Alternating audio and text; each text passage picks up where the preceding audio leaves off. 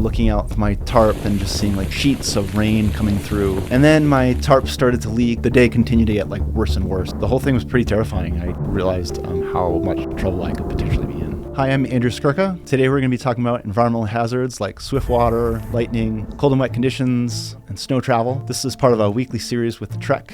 If you have other topics you'd like me to cover, or if you have questions about today's video, go ahead and leave a comment below. Now, for the normal backpacker, I think that the most challenging conditions that I have ever encountered, it's the cold and wet thing. It's the combination of those two. I've been in some really cold conditions at Alaska Yukon expedition. The first 3 days, the nighttime temperatures were, I think it was 25 degrees below zero, 21 degrees below zero, and 15 degrees below zero. The daytime highs were all also below zero. And I would gladly take those conditions over like 35 degrees and raining. That combination of cold air combined with the liquid moisture that just kind of steals heat from your body, and that also gets everything else wet. It gets your rain gear wet, it gets your down insulation wet, it gets your sleeping bag wet, it gets the inside of your tent wet, it gets your feet wet. The story that really comes to mind for me, it was back in 2007. I was starting to finish up the Great Western Loop. I was 6 months in out of an 8-month-long trip, and I got stuck in a really cold, wet snowstorm, rainstorm, hailstorm in the San Juan Mountains of southern Colorado.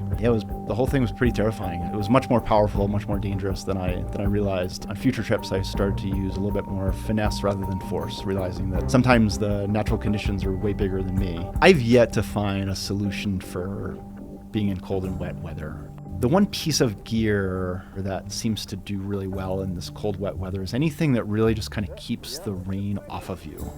A rain jacket is actually not keeping the rain off of you. If you're wearing a rain jacket, the rain is basically like almost next to skin. If you're a warm person, or if you are backpacking in warm weather, you are going to sweat underneath that thing.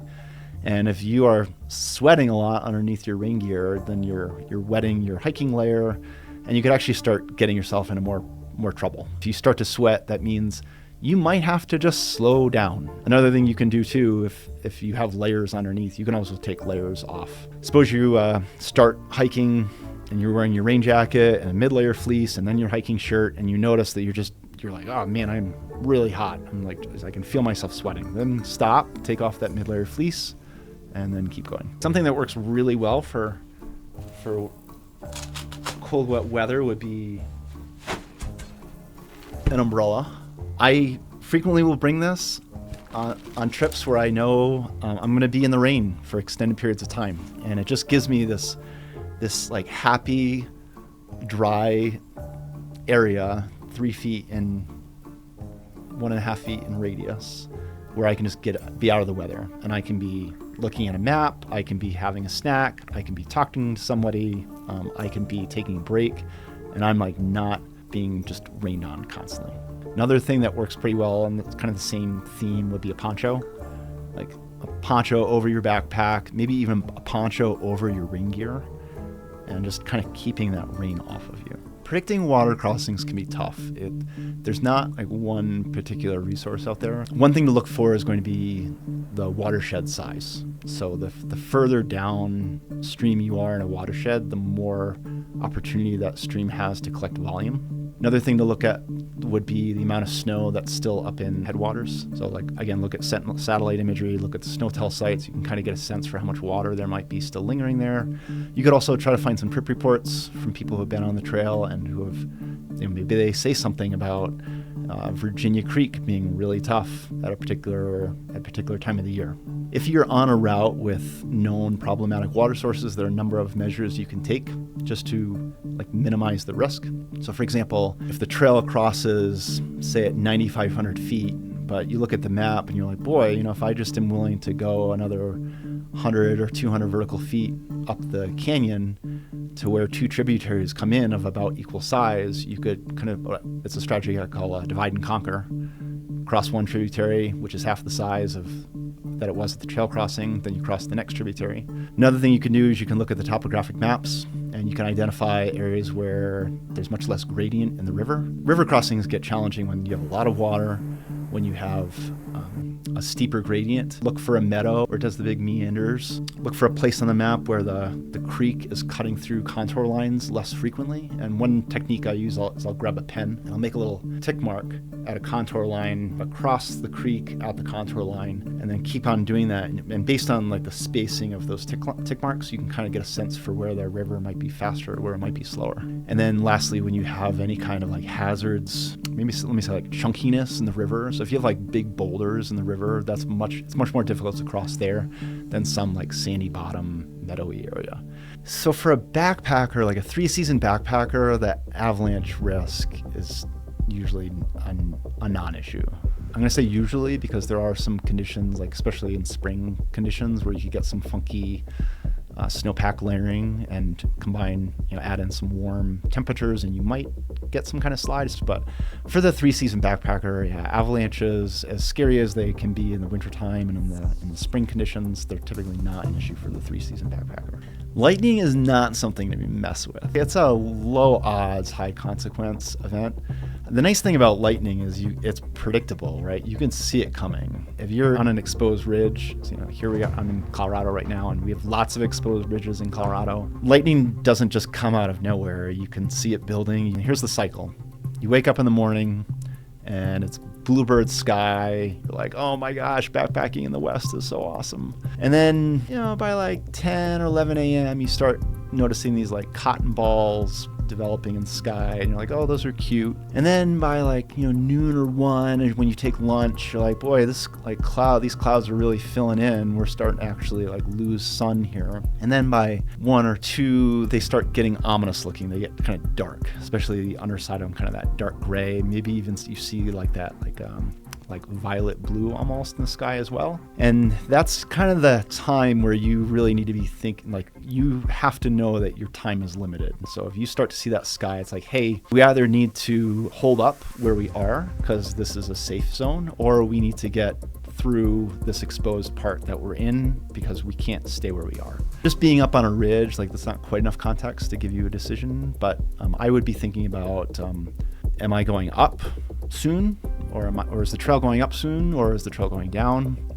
I would be watching those clouds to kind of understand what the rate of buildup is. Also, stop for a few minutes at some point and watch to see like actually what direction they're moving, to understand whether you're walking into one or whether one is coming towards you or whether it's blowing in a different direction. I would also be thinking about where my nearest safety is. So where are the closest trees? Where can I quickly run down the ridge off trail if I need to?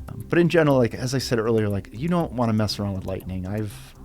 It's really scary being up high and like having literally like the hair on your neck stand up or hearing like that static electricity between your shoes and rock.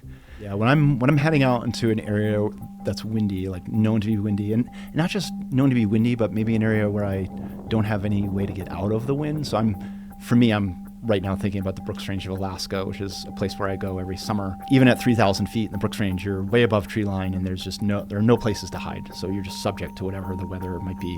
And in those conditions, I always bring with me a full-sided shelter. So something that has 4 sides or 6 sides, whatever shelter shape you might have.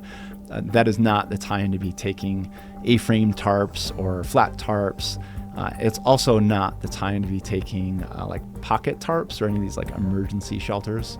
Having an oversized shelter, so like not just a 1-person, but like a 1.5-person shelter, just gives you much more livable interior space where you can get out of the weather and really take refuge and hang out there in a comfortable setting rather than feeling like you're in like some kind of coffin trying to stay out of the weather. The only instance in which I recommend waterproof shoes are when there's snow on the ground. Waterproof shoes, they just don't work. I mean, like you cross a creek and water comes in over the top. You walk through a wet meadow covered even in dew, not even to mention rain, and that water just drips down your legs and goes right into your shoes. Water's going to find a way through the fabric, and especially in footwear. The way that waterproof footwear is constructed is that you have your normal like exterior shell, like you would with a breathable shoe, and then you have a interior booty, a waterproof booty, and that booty has seams and they're taped, but all that torquing and bending of that shoe, over time, that fabric gets really stressed, and there's just no way that it stays waterproof for the life of the product. I think the much better solution when it comes to footwear is just to embrace the reality that your feet are going to get wet. And there are a number of things you can do to address that. So for example, whenever you take a break, it should be a shoes off stop. Even if it's raining, but if you are able to get your shoes and socks off during some kind of rest stop, your feet will actually dry out quite a bit. The one thing that you might think about doing in those conditions is, instead of wearing a normal hiking sock, you might consider wearing a pair of neoprene socks. So something really thin, like 1/2 mil neoprene, and that's going to be even more insulative when it's wet. At night, it's critical that you get your feet both warm and dry. So getting them warm isn't enough, getting them dry isn't enough. They need to be warm and dry, and that might involve a pair of dedicated sleeping socks. Another thing that I'll do is because part of the problem with when you have wet feet is you lose the oil that's in your skin. So you can basically like recondition the skin on the bottom of your feet with some sort of balm. Anything that's kind of that like petroleum jelly. I mean, everyone knows the texture, everyone knows the texture that I'm talking about. But anyway, what you do is you pull into camp, you get your feet warm and dry, and then before you go to bed, you just lather your feet in that balm.